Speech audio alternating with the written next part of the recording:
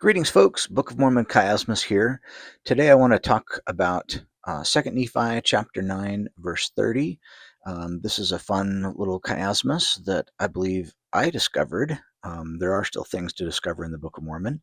And starting in verse 30, there's a four deep chiasmus structure that matches.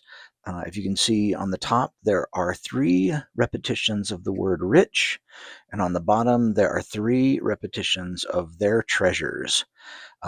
So I believe that those are a matching pair. And then right in the middle, there are two statements that are what I think would be a simple synonymous structure.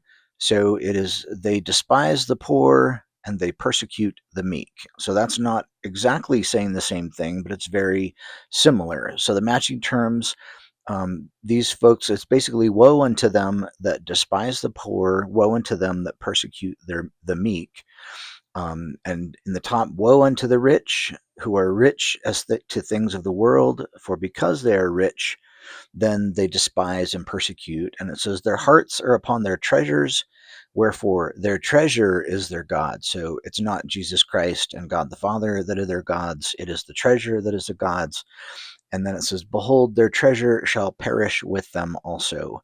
And I just thought to mention this idea of perishing is kind of an extended structure that starts in verse 27. There's actually 10 woes that appear in 2 Nephi chapter 9, and each one of the woes um, adds a little bit more of a rebuke.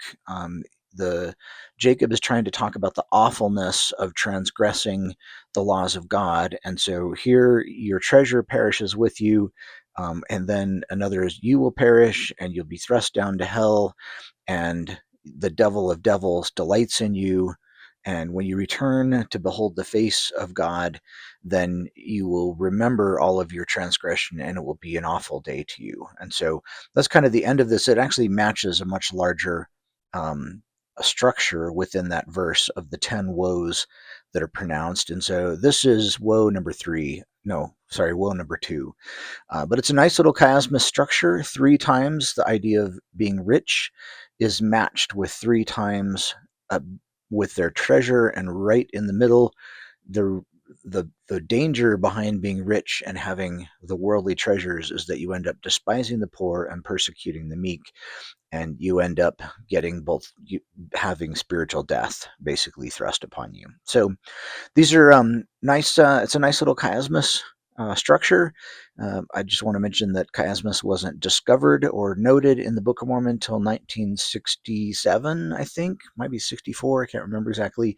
But it was discovered by a young missionary who was taking a class on chiasmus. So no one was aware of it until then, but then there's just tons of amazing structure within the Book of Mormon. The Hebrews used to write this way, and also the Egyptians also did. So they use these structures, these literary forms, to help teach and potentially to memorize different ideas, because there wasn't as much writing among the general populace. So again, fun little chiasmus, 2 Nephi chapter 9, verse 30.